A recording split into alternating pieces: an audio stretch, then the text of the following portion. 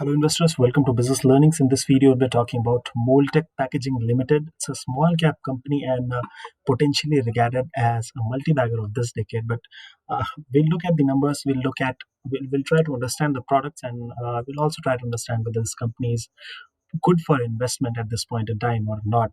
So make sure that you watch the video throughout the end. It will be just a 10-minute long video, and do subscribe to the channel if you haven't yet.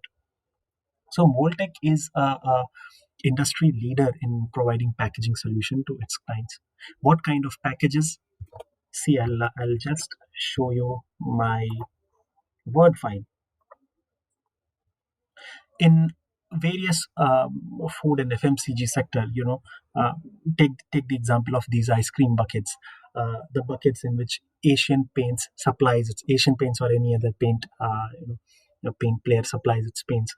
The bucket in which Castrol supplies oils and lubricants. So all those packaging, all those buckets are made by this company. Mold-Tek, and the good thing is that this company has been an innovation leader. uh, about 30 years ago, paints used to sell in tin containers, and this company introduced plastic packaging, rigid plastic containers, and with this pull-up spout. They even have a patent for this thing, this pull-up spout. You can pull up the cap, and it makes the product tamper proof. And recently it has been innovating into IML, the packaging, the stickers that you see in your ice cream bucket. So that's IML. I'll highly encourage you, I have listed down two videos, and I'll highly encourage you to go through these to understand how does it make products. These are generic videos. I'll post their links in the description. Now, clients of this company are industry leaders themselves. Industry leaders as in Asian Paints, in Asian Paints, Berger Paints. In food and FMCG sector, these are the clients. Nestle, ITC, Mondelez, HUL. Almost everyone in food and FMCG segment, in paints segment, in lubricant segment, they rely on Mold-Tek for their packaging solution. Mold-Tek has the lion's share, the biggest share, market leader in this space. We'll quickly talk about the industry. Industry is expected to grow at a CAGR of about 27% in the next 5 years. The only problem that I see with this is, in the last 5 years, the industry has been growing at about 18%, but this company didn't show that kind of a growth. I'll show you the numbers. If you see the sales growth in the last 5 years of this company, it was just around 10% CAGR, which is not a good number. If industry is growing at 18%, it should be growing at least 18%.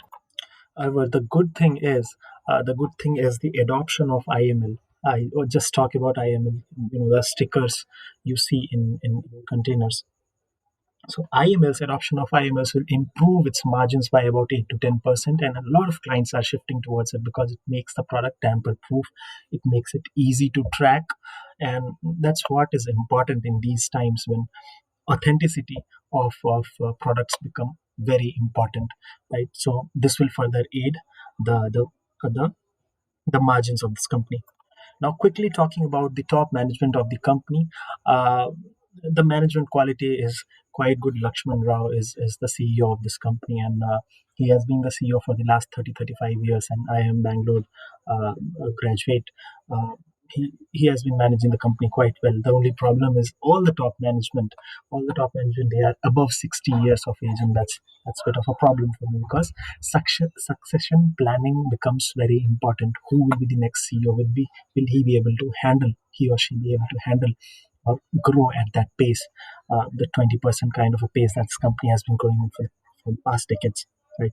A quick check on the corporate governance. Lakshman Rao, Chairman and Managing Director, draws a salary of 1.25 crore rupees. A. Subramaniam draws a salary of 1.38 crore rupees, which is in line with SEBI's regulations. One important thing that you should be looking at is payment to auditors. In the past, you'll find this information in the annual report. And payment to auditors, should not be increasing at an alarming rate, and we see that it's quite consistent. So there's nothing to worry about. This is the shareholding pattern of the of various promoters of this company. Uh, Good. We already talked about these things. One important thing that I want to see, I just wanted to show you this table. See the clients, the kind of clients that it has in paints, Asian Paints, Nerolac, Berger Paints, ExxonMobil. Almost all the top players are in the lists of this company. In lubes, Castrol is the market leader in Castrol. 90% of its products come from this company. Food and FMCG, Mondelez, HUL, all the major companies that you can think of, uh, this company has it. Now, in terms of innovation, we already talked about the pull-up spouts, the plastic containers, and recently in the COVID times, it innovated, created dispensing pumps, and whose sales are really going to pick up in the next few years. Another great source of margin, right? Now let's talk about the risks. We'll also talk about the numbers, the price targets quickly. This company is paying a lot of dividend. Last year in October, it issued, it was offering a rights issue, which means that it wanted to raise some money for capital expenditure for whatever reasons. And in March, it declared an interim dividend. What's the point of raising money if you're going to pay it off? What's the point of raising money from existing shareholders when you are going to pay it off to them, right? So I did not see much logic there, and there are some concerns, right? Again, dividend payout is very high, and this being a capital intensive industry, this company should not be paying that kind of money to dividend, and they should be considering reinvesting it or lowering down their debt, because their debt to equity ratio is already quite high. Their interest payments are very high, being a capital intensive industry, and these rates are around at the range of 9%.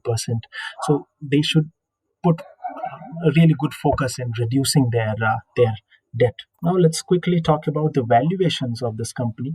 You see the PE ratio of this company currently is about 30, and historical average, median PE was around 25, which makes this company about 20-25% expensive than its past, and that's a sign of worry for me. That's why I think that this company currently could be overvalued. Actually, the entire market is overvalued, but this company also is overvalued at this point in time, in my opinion. The good thing is, in the past couple of years, it has been showing a good growth rate. In 2019, the sales were 8.55, 8.55. In 2020, the sales was 13.49. This is projected sales. Uh, and in 2021, the sales is expected to be around 17 without COVID and 14 with, with COVID. If COVID wasn't there, we would have seen a 30 odd percent growth in the net profit. Again, another good thing is the plants have been expanding their capacity utilization, which means that there is a good demand. And especially in COVID times, when hygiene becomes important, hygienic packaging becomes even more important, and that's why this company will be seeing a good traction in demand, right? The reason I am analyzing this company is that this company has consistently giving a return on capital employed of 20%, which is a very good mark for me. Now, to sum it up, this is a good company, a 20% growth story as far as my analysis concerns. But the challenge that I see in this company again is high debt levels and the stickiness of dividend. They'll keep on paying the dividends even if they have to raise money to do it, and that's very illogical in my opinion. Another bad thing that I see with this company is currently very highly valued. It's trading at premium valuation. See, the PE ratio of this company is about 30, and all the other peers, they are just trading at a PE ratio of about between 10 to 20, which makes this company little expensive to invest in, if you ask my opinion. Let's talk about the brokerage houses. The average the average target price of this company is about 457.